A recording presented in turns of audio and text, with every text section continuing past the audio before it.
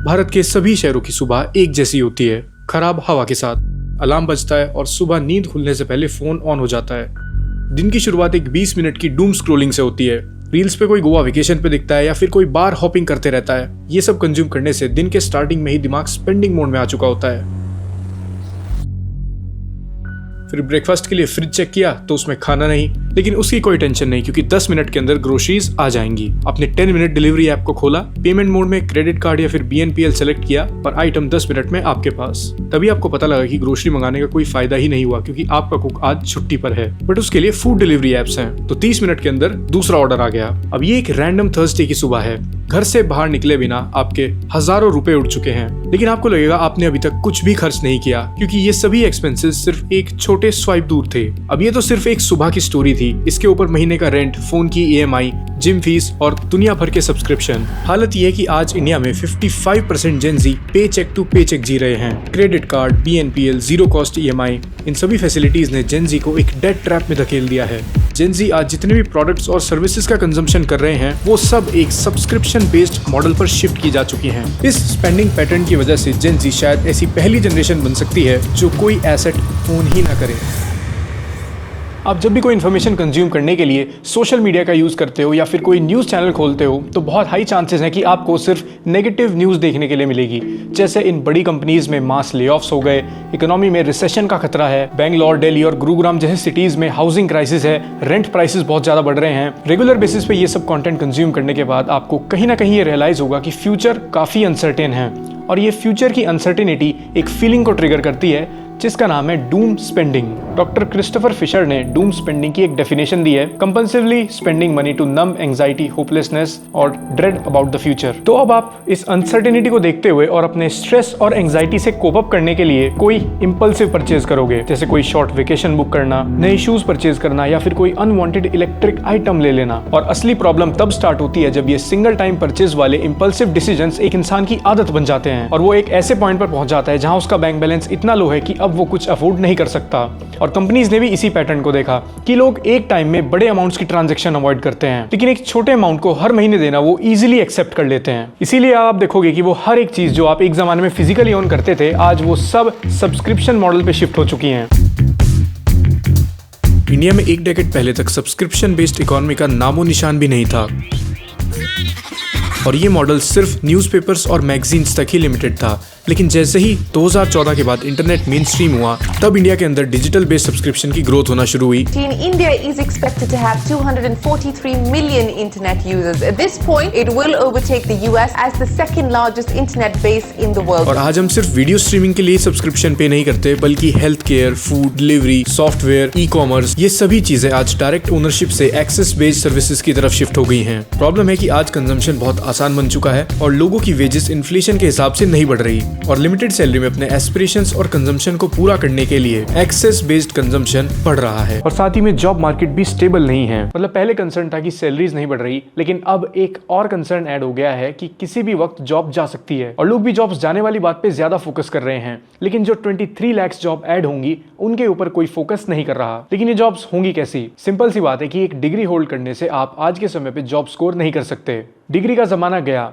अब कंपनीज देखती हैं कि आपको AI, डेटा समझ के डिसीजन लेने की कैपेबिलिटी और आपके अंदर एनालिटिकल थिंकिंग है या नहीं। यही स्किल्स डिसाइड करेंगी कि कल का 20 से 30 लाख का पैकेज किसके पास जाएगा। तो अगर फ्यूचर सिक्योर करना है तो AI सीखना ही पड़ेगा और तुम इस स्पेस में लीड ले सकते हो AICT यानी all India common entrance test crack करके। इस 60 मिनट के टेस्ट की फीस सिर्फ 99 रुपीज होगी and no JEE, no CAT and no coding background required. और अगर आपने ये टेस्ट क्वालिफाई कर लिया तो आपके पास इन इंस्टीट्यूट्स का एक्सेस आ सकता है which are iHub IIT Roorkee, iHub IIT Patna, PwC, IIM Mumbai, IIM Trichy और भी कई बड़े इंस्टीट्यूशंस हैं जो आज की डेट में टॉप पर हैं। And the best part is कि आप यहाँ सिर्फ AI ही नहीं सीखते बल्कि उसके साथ अपनी स्पेशलाइजेशन भी चूज करते हो, like cyber security and ethical hacking, product management and agentic AI, generative AI plus Python plus SQL, even autonomous workflows, cloud security, user research। और सब IIT फैकल्टी, IIM, PwC और Amazon के एक्सपर्ट्स लाइव सिखाते हैं। मतलब no recorded classes, only live sessions. Plus आपको network मिलेगा with CEOs, CTOs and startup founders तक। तो आपकी प्रोफाइल पे जब मेंशन होगा certified by IIM, PwC plus AI projects plus portfolio, तो आपको ऑटोमेटिकली ये रिक्रूटमेंट में एक एज देगा। तो अगर आप भी नहीं चाहते कि आप 5 साल तक 25,000 की सैलरी पर अटके रहो, then use this test as a stepping stone. So इसका लिंक आपको मेरे डिस्क्रिप्शन में मिल जाएगा, चाहे आप स्टूडेंट हो या वर्किंग प्रोफेशनल। सीट्स लिमिटेड है, टेस्ट संडे को है, सो रजिस्ट्रेशन जल्दी करो क्योंकि सीट्स फिल होने के बाद एंट्रीज बंद हो जाती हैं। So go and check it out. तो डिफरेंट सर्विसेज को यूज करने के लिए एक छोटी सब्सक्रिप्शन फीस शायद आपको शुरू में अपने लिए बेनिफिशियल लगे, लेकिन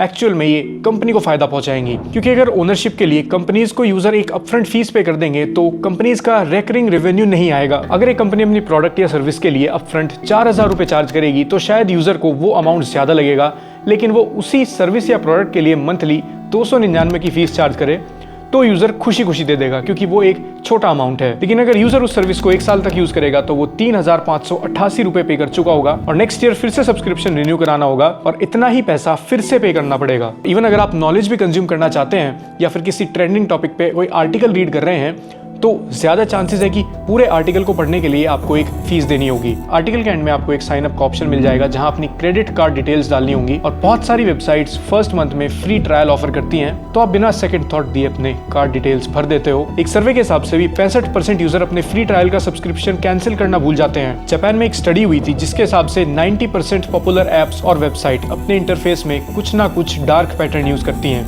जैसे ऑटोमेटिक रिन्यूअल्स को इजी बनाना और कैंसिलेशन का प्रोसेस लेंदी रखना।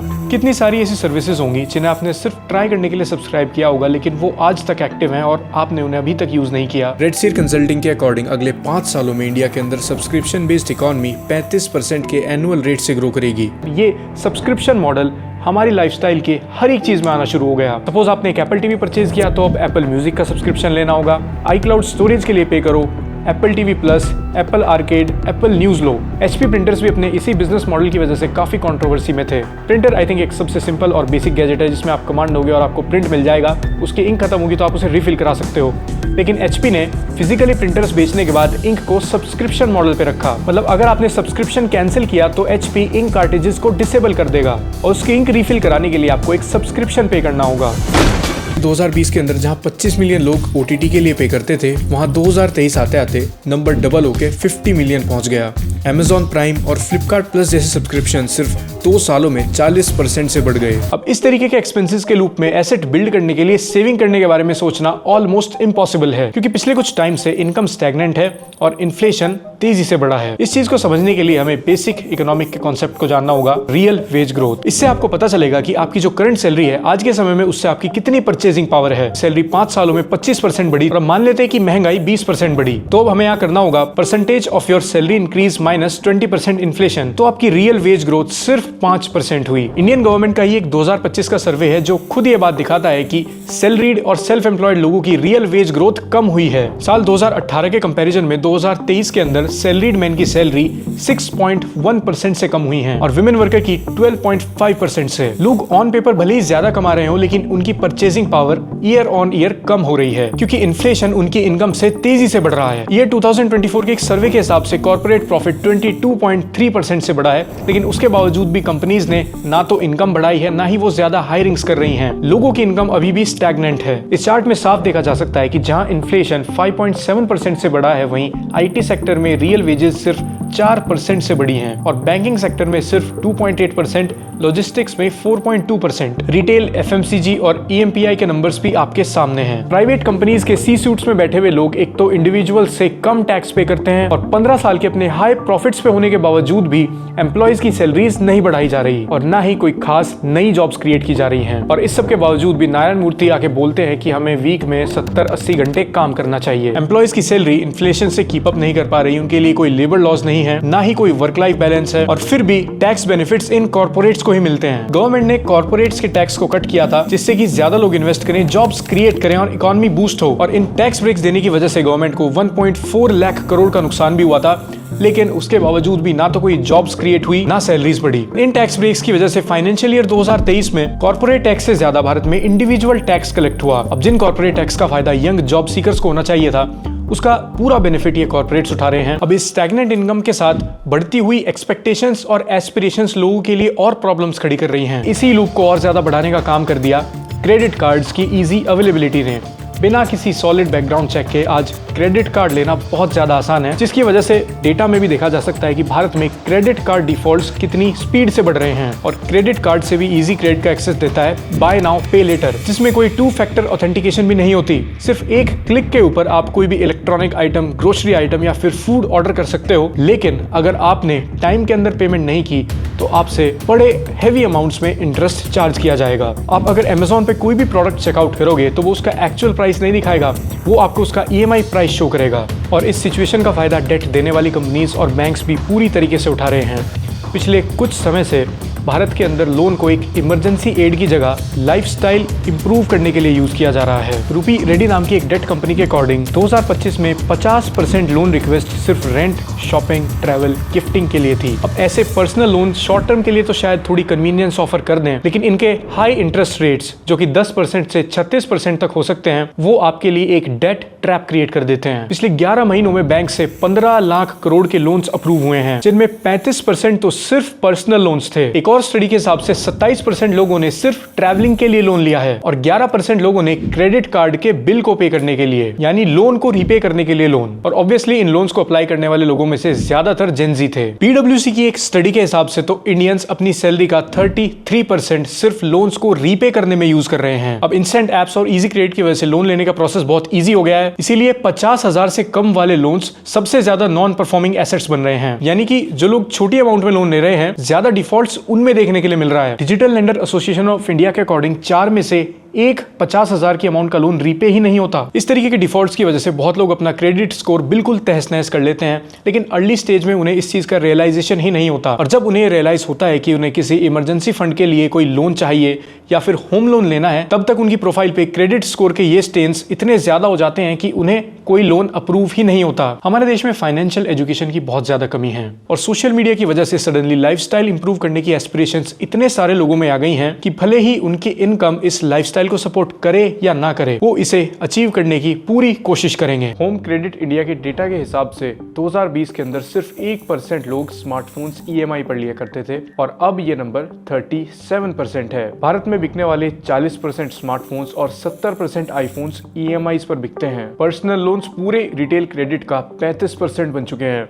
2015 में ये सिर्फ 5% था। यहाँ फाइनेंशियल लिटरेसी ऑलरेडी बहुत कम है और एक ऐसी जगह पर क्रेडिट्स का इजीली अवेलेबल हो जाना और खतरनाक बात हो जाती है। ये दोनों ही चीजें डोपामिन ड्रिवन स्पेंडिंग हैबिट्स को प्रमोट करती है। जो लोग इंपल्सिव स्पेंडिंग और डेट ट्रैप के लूप में फंसे हुए हैं, उन्हें कुछ बेसिक चीजें फॉलो करने की जरूरत है, जैसे अपने इंपल्सिव परचेज को रोकने के लिए अपनी परचेज को 24 से 48 घंटे डिले करके खरीदो। ये टाइम इंपल्स शांत करने में हेल्प करेगा। और क्रेडिट कार्ड, BNPL जैसी सर्विसेज को एडिशनल इनकम की तरह मत समझो। क्रेडिट कार्ड्स को सिर्फ कैशबैक और शॉर्ट टर्म यूज के लिए रखो। इन्हें यूज करने का सिंपल रूल है, आपकी total income plus credit card and BNPL, ये सब मिलाकर आपकी इनकम का 30 से 40% होना चाहिए। और जीरो कॉस्ट EMI जैसी चीजों पर ब्लाइंडली बिलीव मत करो, क्योंकि अक्सर यहाँ हिडन फीस इंक्लूड होती है। बजटिंग के लिए एक 50-30-20 रूल को फॉलो करना स्टार्ट करो। Spend your 50% income on essentials like food and rent, 30% on shopping and entertainment and rest 20% savings and SIPs। और इसी रूल को फॉलो करते हुए एक 3 से 6 महीने का इमरजेंसी फंड बनाओ। ये आपको हेल्प करेगा आपके पेचेक टू पेचेक रहने वाली साइकिल को ब्रेक करने में और आपको डेट ट्रैप से निकालने में भी। एक साइड लोगों के अंदर लग्जरी लाइफस्टाइल की एस्पिरेशन बढ़ रही है, but on the other hand they are living paycheck to paycheck. अब इसकी वजह से क्या होता है कि उनके अंदर अमीर बनने की डेस्परेशन बहुत ज्यादा बढ़ जाती है और अक्सर वो गेट रिच क्विक जैसी स्कीम्स में फंस जाते हैं। यही रीजन है कि भारत के अंदर गैम्बलिंग और बेटिंग एप्स इतनी पॉपुलर हो गई थी। इतनी सिंपल और स्ट्रेट फॉरवर्ड मार्केटिंग के साथ ये गैम्बलिंग और बेटिंग एप्स इतना बड़ा यूजर बेस बनाने में सक्सेसफुल रही। इनकी मार्केटिंग में पोस्टर में सिर्फ एक बड़ी अमाउंट जीतने का प्रॉमिस होता था और सिंपली पोस्टर में कुछ कार्स और आईफोन्स, और लोग इन एप्स को भी रिच बनने के लिए एक स्टेपिंग स्टोन की तरह देखने लगे। और फिर हर साल इंडियन मार्केट में कुछ ट्रेडर्स भी आते हैं जो लोगों को रिच बनाने की होप्स देकर स्कैम कर देते हैं। 2024 में सेबी ने 15,000 ऐसे अनरजिस्टर्ड ग्रुप्स और अकाउंट्स को बैन किया है जो ट्रेडिंग के नाम पर लोगों को गुमराह कर रहे थे, शैलो प्रोमिसेस बेचकर उनसे पैसे ले रहे थे।